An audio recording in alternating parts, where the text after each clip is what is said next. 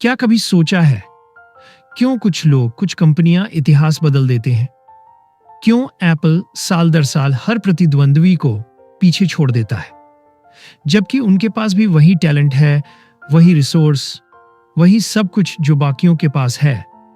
क्यों Martin Luther king junior ने civil rights आंदोलन का नेतृत्व किया? वे अकेले नहीं थे जो पीड़ित थे, न ही अकेले महान वक्ता।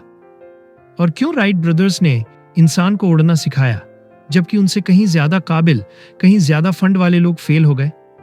क्या यह सिर्फ संयोग है? नहीं, कभी नहीं। 3 साल पहले मुझे एक ऐसी सच्चाई का पता चला जिसने दुनिया को देखने का मेरा नजरिया ही बदल दिया। एक ऐसा पैटर्न जो इतिहास के हर महान नेता, हर महान संगठन में छिपा है। और ये इतना आसान है कि तुम हैरान रह जाओगे। मैंने इसे नाम दिया है गोल्डन सर्कल। ये 3 शब्द, क्यों, कैसे, क्या, हर इंसान, हर कंपनी जानती है कि वो क्या करती है 100%। कुछ लोग जानते हैं कि वो कैसे करते हैं, उनका तरीका, उनकी खासियत। लेकिन दोस्त, बहुत बहुत कम लोग जानते हैं कि वो क्यों करते हैं। क्यों का मतलब सिर्फ पैसा कमाना नहीं है, पैसा तो नतीजा है।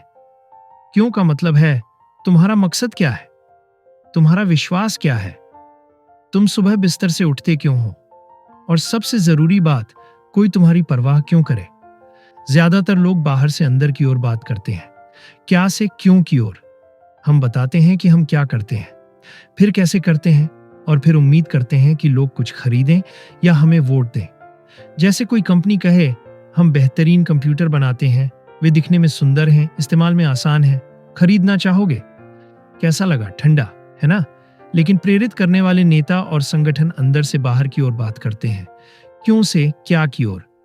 जैसे एप्पल कहता है, हम हर रूढ़ी को चुनौती देने में विश्वास रखते हैं, हम अलग सोचने में विश्वास रखते हैं, हम रूढ़ी को चुनौती ऐसे देते हैं कि हमारे प्रोडक्ट खूबसूरती से डिजाइन किए गए, इस्तेमाल में आसान और यूजर फ्रेंडली होते हैं, और हम बस ऐसे ही बेहतरीन कंप्यूटर बनाते हैं। खरीदना चाहोगे? फर्क महसूस हुआ? अब तुम तैयार हो खरीदने के लिए, है ना? क्योंकि लोग ये नहीं खरीदते कि तुम क्या करते हो, लोग ये खरीदते हैं कि तुम वो क्यों करते हो।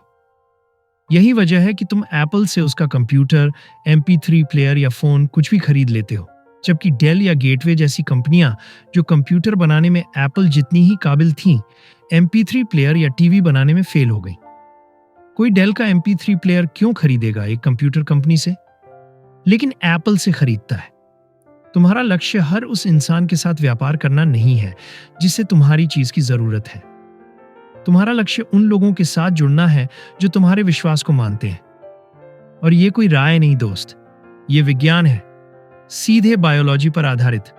तुम्हारे दिमाग में 3 हिस्से होते हैं। सबसे बाहर तुम्हारा नियोकॉर्टेक्स, जो क्या से जुड़ा है, ये तर्क, विश्लेषण और भाषा को कंट्रोल करता है। बीच के 2 हिस्से तुम्हारे लिम्बिक ब्रेन हैं, जो क्यों और कैसे से जुड़े हैं। ये तुम्हारे एहसासों को कंट्रोल करते हैं, विश्वास, वफादारी और सबसे जरूरी, हर इंसान का व्यवहार और हर निर्णय। और इसके पास भाषा नहीं होती। जब हम बाहर से अंदर क्या से क्यों बात करते हैं, लोग तथ्यों को समझ लेते हैं, पर इससे व्यवहार नहीं बदलता। लेकिन जब हम अंदर से बाहर क्यों से क्या बात करते हैं, तो हम सीधे उस लिम्बिक ब्रेन से बात करते हैं जो व्यवहार को कंट्रोल करता है। यही वो जगह है जहां से गट फीलिंग आती है। तुम्हें सारे तथ्य पता होंगे, पर फिर भी तुम कहोगे, यार सही नहीं लग रहा, क्योंकि तुम्हारा निर्णय लेने वाला दिमाग भाषा नहीं बोलता।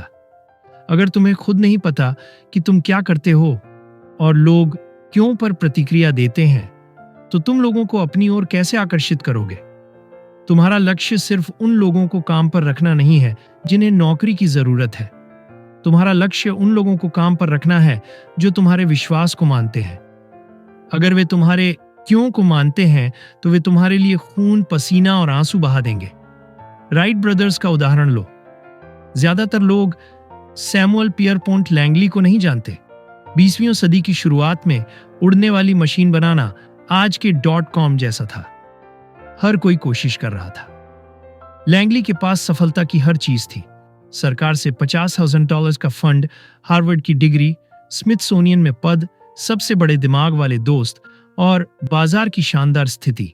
न्यूयॉर्क टाइम्स उनके पीछे पीछे घूमता था। फिर भी हम उन्हें क्यों नहीं जानते? और वहीं कुछ 100 मील दूर डेटन ओहियो में ऑनरविल और विल्बर राइट थे।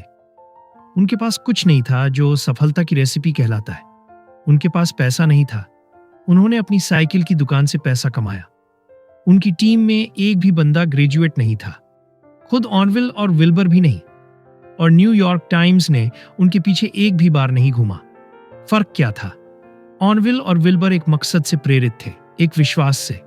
वे मानते थे कि अगर वे उड़ने वाली मशीन बना सके तो ये दुनिया का रुख बदल देगी।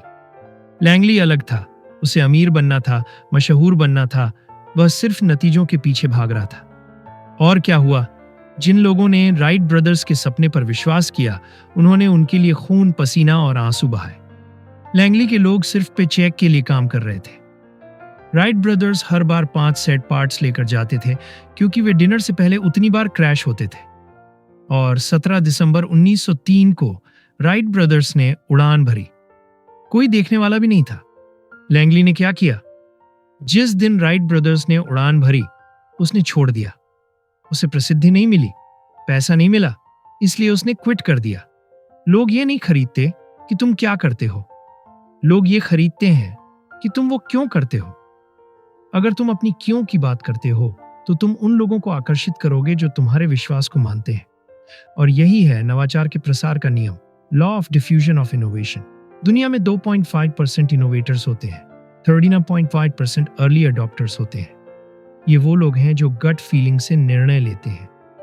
ये वो हैं जो आईफोन खरीदने के लिए 6 घंटे लाइन में खड़े रहे या $40,000 के फ्लैट स्क्रीन टीवी खरीदे जब टेक्नोलॉजी अभी कच्ची थी।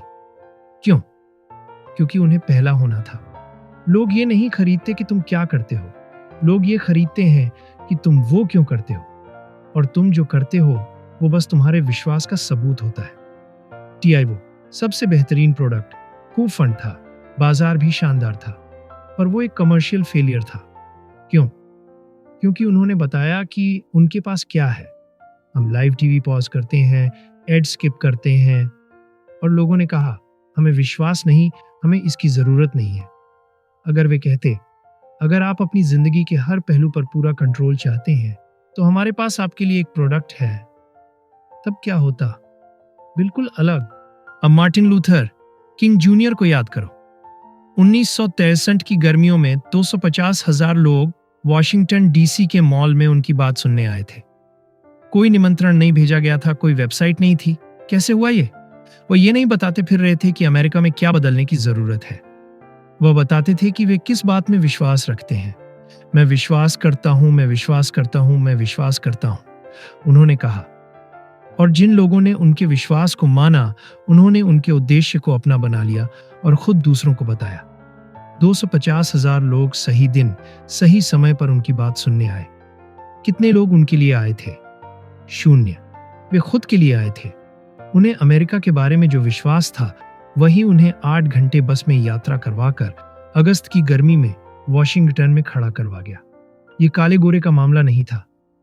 25% दर्शक गोरे थे। DR किंग का मानना था कि एक न्यायपूर्ण दुनिया तभी होगी जब इंसानों द्वारा बनाए गए सभी कानून उच्च सत्ता द्वारा बनाए गए कानूनों के अनुरूप होंगे। सिविल राइट्स आंदोलन बस एक माध्यम था उनके इस विश्वास को जीवित करने का। हम उनके पीछे नहीं गए, हम खुद के लिए गए। और हाँ, उन्होंने मेरा एक सपना है भाषण दिया था। मेरा एक प्लान है, भाषण नहीं। आज के नेताओं को सुनो, उनके पास 12 सूत्रीय योजनाएं हैं, पर वे किसी को प्रेरित नहीं करते। नेता होते हैं और वो होते हैं जो नेतृत्व करते हैं। नेता सिर्फ पद और शक्ति रखते हैं, पर वो जो नेतृत्व करते हैं वे हमें प्रेरित करते हैं।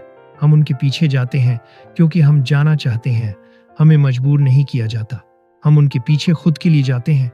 और ये वही लोग हैं जो क्यों से शुरू करते हैं, जिनमें दूसरों को प्रेरित करने की क्षमता होती है। क्या तुम तैयार हो अपनी क्यों की आग जलाने के लिए? ग्लोबल राजेश तुम्हें चुनौती देता है। अपनी क्यों को पहचानो, अपनी पहचान बदलो और दुनिया को दिखा दो कि तुम कौन हो।